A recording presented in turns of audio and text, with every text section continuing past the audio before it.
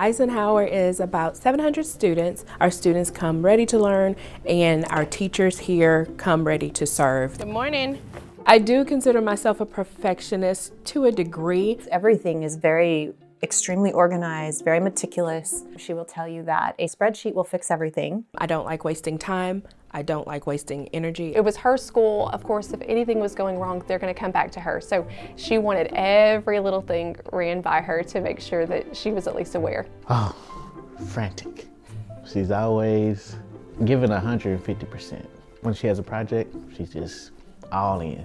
Being that, this was her first campus, I noticed that she was here really late. Before Holdsworth, I was operating how I knew to operate. I was going to finish everything before I left on a daily basis. Sometimes she gets home at 7, 8 o'clock in the evening, so usually when that's the case, me and Gabrielle, we just take care of business as usual. I would get my work done, but then I still needed to go home and check emails. I feel like all the work, although it was beneficial at school, was actually very detrimental to my home life, and most definitely with my 12-year-old daughter, Gabrielle.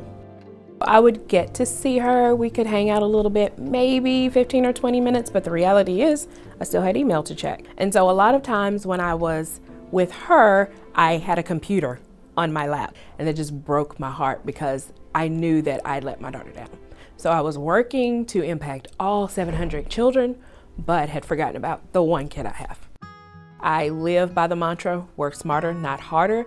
But in Holdsworth, I realized I wasn't living by my own advice. I was actually working much harder than necessary. Even when they're trying to grow the leaders that we are in the education field, they are also always bringing in personal growth as well. This isn't just about growing educators. This isn't just about growing better principals and leaders. This is actually growing better people. You're gonna go to Quesada's room. My instructional leaders now actually share some of the instructional leadership roles that I have on this campus. My assistant principals are conducting the walkthroughs. Lesson plans are now being checked by my instructional coaches. She trusts me. She knows that I'm making the best decisions for students. Everything is still getting done. The school has not fallen apart. I've made a few changes. I am now leaving every day, somewhere between 5 and 5:30. It makes me dance. It's just, she's not always tense like she used to be.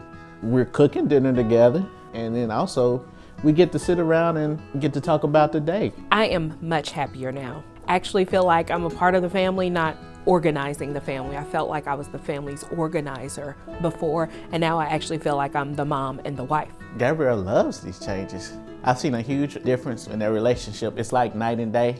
She is happier. She's more open. She comes and asks me questions that I'm pretty sure she was asking her dad. I'm so impressed with her ability to take the strength of spreadsheets and to pull that into really finding a better work-life balance, and how she's prioritized being home with family and how that's actually serving her as a leader has been a beautiful thing to witness. It goes down to the teachers. If the teachers see that Dr. Handcock is calmer, then they themselves are calm. So they feed it directly into the students. So our students are having a little more fun, they're a little more engaged because the teachers feel less stress.